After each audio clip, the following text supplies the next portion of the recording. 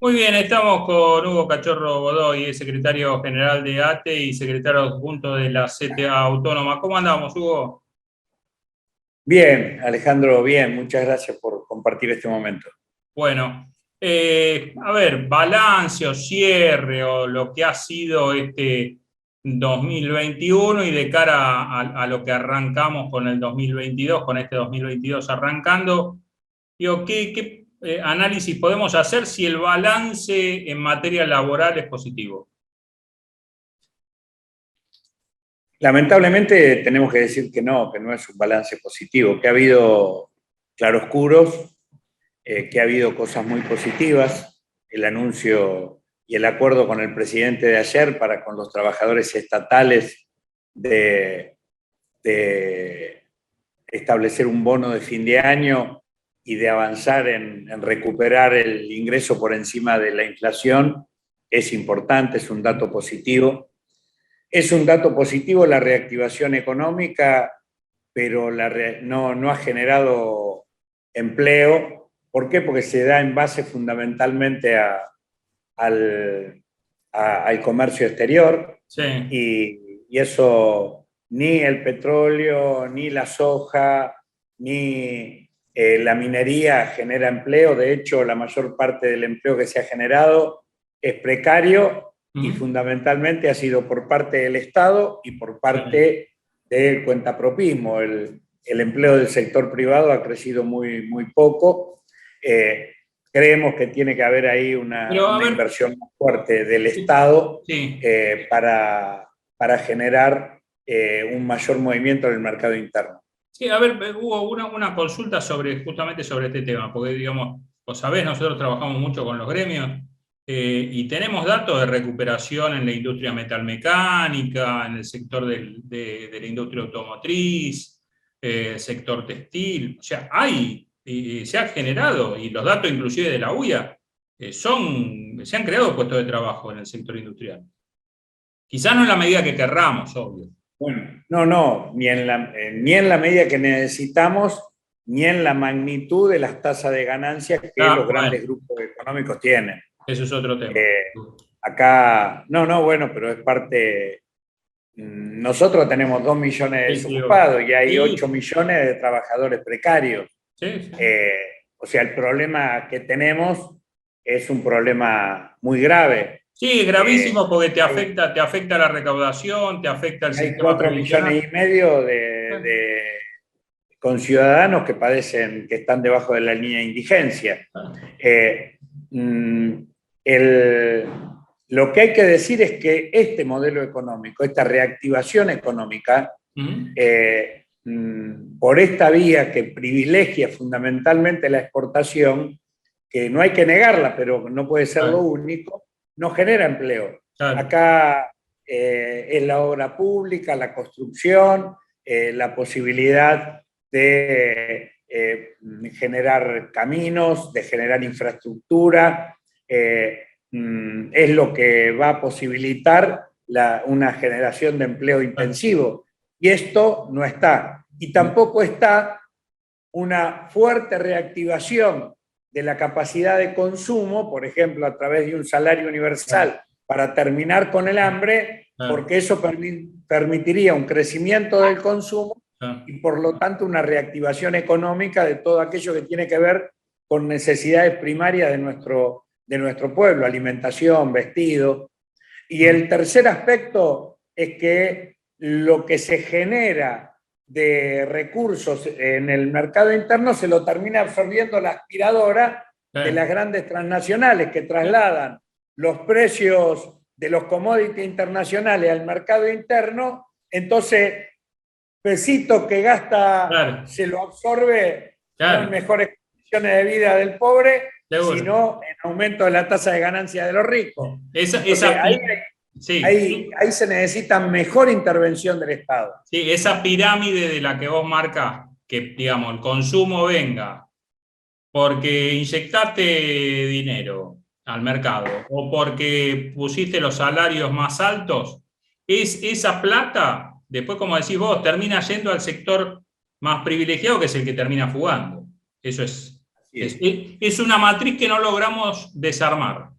Si no se modifica esa matriz, no tenemos salida, y a eso requiere capacidad de intervención del Estado. ¿Cómo puede ser que nosotros producimos en pesos y los precios se ponen en dólares? Porque los que se benefician son las empresas transnacionales que trasladan los precios de los commodities internacionales al mercado interno. Acá tenés que hacer, para consumir leche en Tierra del Fuego, la tenés que comprar en el Gran Buenos Aires o en Luján. Ahí hay que poner una fuerte intervención del Estado para que la producción de los alimentos esté más cerca de la comunidad. Obvio. Y eso generaría una reactivación de los mercados regionales, que eso hoy no aparece. Terminamos discutiendo el precio de la carne con los frigoríficos, que son los exportadores, no con quienes tienen mayor capacidad de generar para el consumo interno. Para que vos decís decisión política, para esto hay que tener una decisión política, porque yo insisto, esto no se hizo, ni siquiera se tocó esa matriz en la gestión de Cristina Fernández. Me parece que hay que empezar, o nos sentamos toda la mesa a discutir esto y decidimos de qué lado quiere estar cada uno. Me parece que si no, nunca vamos a terminar de resolverlo. Exactamente, y ese es un tema que lamentablemente, siguiendo con este balance, hay dos cosas que para mí el gobierno, que todos queremos que le vaya bien, porque nuestro pueblo depositó mucha esperanza en el voto del 2019, con la expectativa de cambiar respecto de las políticas neoliberales. Seguro. Ahora, para eso hay que meterse en temas de fondo. Hay dos cosas, te decía, que están pendientes. Terminar con el hambre. El gobierno, Alberto Fernández, creó el Consejo de Lucha contra el Hambre, y la verdad es que no se ha avanzado en profundidad. 2022 debería ser el año donde en la Argentina terminemos con el hambre. Es posible. Nosotros le hemos presentado al presidente una propuesta de un salario universal para 4,5 millones de personas, que garantice una capacidad de ingreso mínimo por encima de la canasta de indigencia. Y el otro tema que el gobierno convocó, pero que se ha quedado solamente discutiendo con con los exportadores y con un pequeño grupo de sindicatos, y ninguna pyme, excepto las dependientes de Vaca Muerta o de las mineras, el Consejo Económico Social, que debería ser un instrumento apto para dar estos debates a los que vos te referías, y que además no solamente debate del futuro, sino también del presente, porque el control de precios no lo haces en la góndola o en el lugar del primer insumo. Se hace en la cadena de valor. Y eso requiere que haya trabajadores organizados en el sector de trabajo, que haya pymes intermediarias que inciden también en el precio final. O sea, eso requiere intervención de otros actores, además del gobierno y de los grandes concentradores de las empresas transnacionales. Y eso todavía no está lento, está pendiente. Bueno, ese Consejo Económico y Social, yo digo, fracasó porque el tema medular era analizar la inflación, ver de dónde venían. Vos fíjate que cuando le preguntás al productor, al frigorífico, a los petroleros, ninguno son formadores de precios. ¿Viste? Te diste cuenta que ninguno son formadores de precios.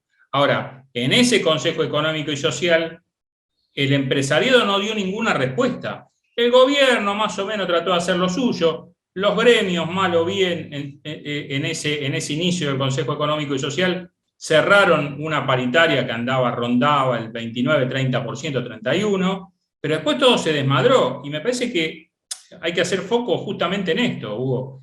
Si no tenemos un control de precios o de cómo la inflación puede llegar al 50%, nunca la vamos a erradicar, ¿eh? Ayer lo conversábamos con el presidente de la Nación y yo le decía que el gobierno tiene que poner más firmeza y más decisión en eso. Que no es un tema fácil, pero que tiene que apoyarse en la gente, tiene que apoyarse en mayor participación de las pymes, en mayor participación del movimiento de trabajadores, no solamente de algunos sindicatos, de los sindicatos tradicionales.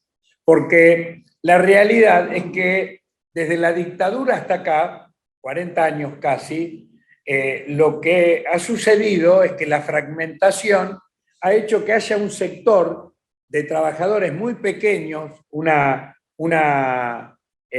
digamos, una espuma, que ahí se discute el interés de las empresas transnacionales. Y ahí pueden dar con comodidad sueldos mínimos de 120.000, 130.000, que es lo que le correspondería a todo el mundo, porque es la necesidad de ingreso básico que tenemos en la sociedad. Pero en el resto de la pirámide, más del 60% de los trabajadores en la Argentina con empleo, tenemos ingresos por debajo de la línea de la pobreza. Entonces, no se puede discutir solamente con los sectores del privilegio en términos de la estructura económica que tenemos en la Argentina, ¿no? Una industria muy pequeña, una capacidad de exportación muy grande, pero sin generación de empleo. Bueno, terminan conformes con el bono. ¿Y tenés idea de cuánto puede rondar la paritaria? ¿Qué será el número de paritaria para el año próximo? ¿O si estas paritarias serán trimestrales, semestrales? ¿Cómo se aplicarán? Mira, nuestro criterio es que este año ha sido positivo en términos de mantener abierta la paritaria permanentemente. Creo que eso, tanto para los trabajadores estatales como para otros sectores, ha sido un dato positivo porque te permite estarle encima y con capacidad de modificar cosas, modificar fechas, modificar porcentajes. Tuvo de negativo en el caso concreto de los estatales, que son muchas cuotas. Y cuando hay muchas cuotas, el porcentaje final es 1, pero en realidad se ha perdido a lo largo en los meses anteriores. Entonces, lo que le propusimos, lo que empezamos a discutir, nosotros en los estatales en enero revisamos de cara a la discusión enero-mayo, para completar la paritaria 21-22, y ahí ya vamos a tener que tener en cuenta la perspectiva inflacionaria del 2022. Y bueno, y nosotros creemos de que el año que viene no queremos volver a perder, queremos seguir recuperando. Fueron 5 años, los 4 del macrismo y 1 de este gobierno, que perdimos mucho. Hay que sostener esto que logramos en el 21, que nos permitió estar un poco por encima, poco, pero por encima, y que eso pueda reproducirse y mejorarse en el año 2022, para lo cual creo que hay que hablar de realidades y no de porcentajes dibujados en el proyecto de presupuesto, sino de la realidad concreta, ¿no? Hugo, como siempre te agradecemos la charla con Movilizados. Te mandamos un abrazo enorme. Muchísimas gracias a vos, a tu equipo, Alejandro, y un saludo a toda la audiencia. Gracias. Buen fin de año para todos.